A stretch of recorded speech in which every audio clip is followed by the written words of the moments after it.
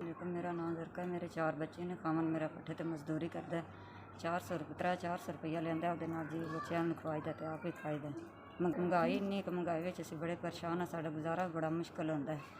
ਤੇ ਮੇਰੀ ਬੱਚੀ ਦਾ ਉਠਾ ਨਿਕਲਿਆ, ਸਮਝ ਨਹੀਂ ਆਉਂਦੀ ਹੈ ਕਿ ਡਾਕਟਰਾਂ ਆਪਰੇਸ਼ਨ ਆਖਿਆ ਤੇ ਸਾਡੇ ਕੋਲ ਇੰਨੀ ਗੁੰਜਾਇਸ਼ ਕੋਈ ਨਹੀਂ ਕਿ ਜਿਹੜਾ ਅਸੀਂ ਆਪਰੇਸ਼ਨ ਕਰਵਾ ਲਈਏ। ਜੇ ਮਾੜੇ ਬੰਦੇ ਆ ਸਾਡੇ ਕੋਲ ਤੇ ਕਿਰਾਇਆ ਜਿਹੜਾ ਨਾ ਉਹ ਵੀ ਕੋਈ ਨਹੀਂ ਹੁੰਦਾ ਕਿ ਬੱਚੀ ਨੇ ਇਲਾਜ ਅਸੀਂ ਕਿੱਥੋਂ ਕਰਾਈਏ। ਇਲਾਜ ਕਰਾਉਣਾ ਇਸ ਦੌਰ ਵਿੱਚ ਸਾਡੇ ਵਾਸਤੇ ਬੜਾ ਮੁਸ਼ਕਿਲ ਹੈ। ਅੱਲਾ ਦੀ ਜ਼ਾਤ ਹੀ ਸਾਡੀ ਮਦਦ ਕਰਨੀ, ਸਾਡਾ ਹੱਲ ਕਰਨਾ, ਸਾਡਾ ਹੱਲ ਕੋਈ ਨਹੀਂ।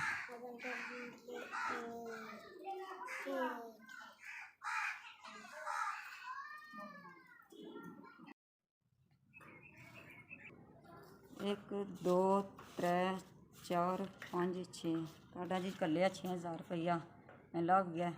ਅੱਲਾਹ ਤਾਲਾ ਤੁਹਾਡਾ ਕੱਲਿਆ ਕਬੂਲ ਤੇ ਮਨਜ਼ੂਰ ਕਰੇ। ਮੈਂ ਅੱਲਾਹ ਤਾਲਾ ਤੁਹਾਨੂੰ ਕਿਸੇ ਦਾ ਮੁਤਾਜ ਨਾ ਕਰੇ। ਮੈਂ 6000 ਰੁਪਏ ਨਾਲ ਇਲਾਜ ਕਰਾਂ। ਅੱਲਾਹ ਤਾਲਾ ਮੈਂ 6000 ਨਾਲ ਤੁਹਾਡਾ ਕੱਲਿਆ 6000 ਰੁਪਇਆ ਮੈਂ ਇਹਦੇ ਨਾਲ ਆਪਣੀ ਬੱਚੀ ਦਾ ਇਲਾਜ ਕਰਾਵਾਂਗੀ। ਮੇਰੀ ਬੱਚੀ ਵੱਲ ਹੋ ਜਾਵੇ। ਚੌਖੀਆਂ ਤੇ ਤੁਹਾਨੂੰ ਦੁਆਵਾਂ ਦੇਵਾਂਗੀ। ਅੱਲਾਹ ਤਾਲਾ ਤੁਹਾਡੇ ਬੱਚਿਆਂ ਨੂੰ ਸਿਹਤ ਤੰਦਰੁਸਤੀ ਦੇਵੇ, ਮੇਰੀ ਬੱਚੀ ਠੀਕ ਹੋ ਜਾਏ। ਮੇਰੀ ਬੱਚੀ ਦਾ ਤਰਸ ਕੀਤਾ ਜੇ ਅੱਲਾਹ ਤਾਲਾ